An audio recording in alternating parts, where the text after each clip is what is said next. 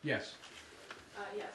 My name's Patricia Aiken. I'm a staff nurse. I work in the hospital in Philadelphia, and I'm president of our nurses union. We also support House Bill 676. My question for you is, can you just elaborate a little on how the bill will address the question of financing of this system? Is this going to be an end of one kind of financing and a new kind, like how the taxes would work out? Well, you know, first of all, we have to realize that there's a lot of money being paid right now for health care in America.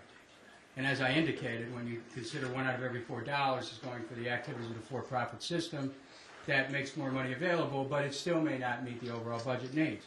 We're also talking about a relatively small tax that we pay by employers. We have an employer-based system right now. Employers are paying a premium to insurance companies at this moment. I mean, look at the effect of health insurance on General Motors and other manufacturers, for example. You know, this is a solution that I believe that many of our largest corporations, manufacturing, and others will be ready to support, because health insurance costs are really causing a lot of the bottom lines of corporations to suffer dramatically, and they're not able to see a healthy workforce as a result. So what we'll do is effectively lower the cost of premiums that are being paid, and instead of paying the premium to an insurance company, they'll be paying it in the way of a small tax, and that then will help provide additional revenue to make sure that we'll be able to meet the annual cost of the system. Does anybody here wants to elaborate on that?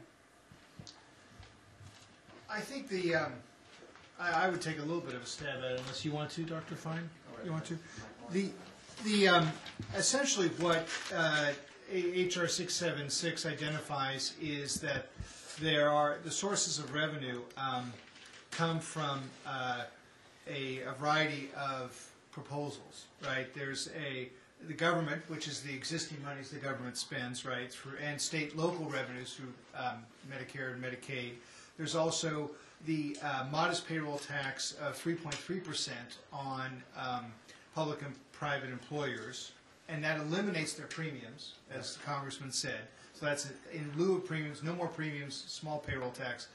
And then in addition, they already pay a 1.45% tax for Medicare. That's rolled in. And then there is a 4.75% payroll tax on employees. So that's the heart of it. But there's additional funding through a tax on the richest 5% of Americans and a 10% tax on the richest 1% of Americans. There's also a tax on stock and bond transactions. There's some closure of loopholes, tax loopholes. And then there's a repeal of the Bush tax cut. So unlike all the other proposals that the Congressman talked about, this is a funded proposal that reduces. There was one study by the National Healthcare Council which estimated in the first year this type of system saves $180 billion in overall healthcare spending in the first year of implementation.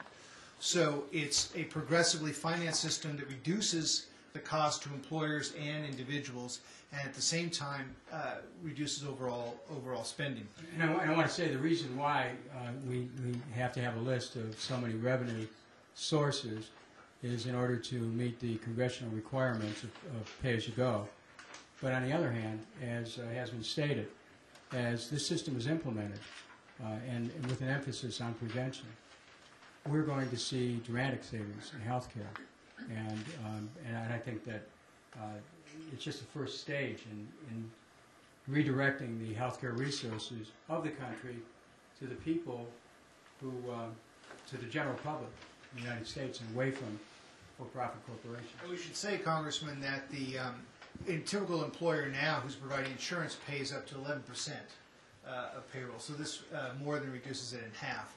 And with employees, all of us know families who are paying $11,000, $15,000, even $20,000 a year for their coverage.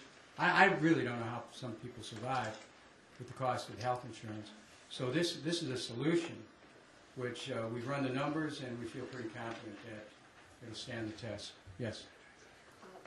I'm Marilyn Clement from Healthcare Now, Congressman Kucinich, and I wanted to ask if you have a potential date for your hearings.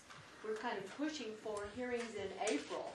We're calling on April for Martin Luther King Healthcare Month and building a nationwide movement for the potential of hearings. And I'm wondering if that would work for your schedule, or have you thought about it? I just thought about it.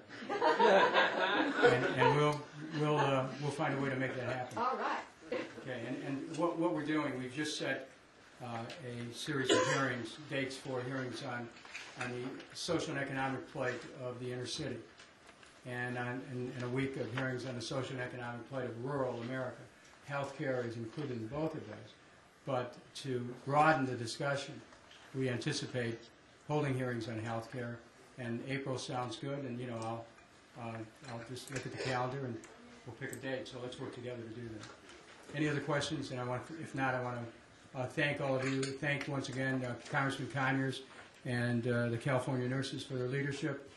This issue of health care and this plan for national health insurance is going to transform America. It's going to make America a healthier country, not only socially, but politically as well. Thank you very much.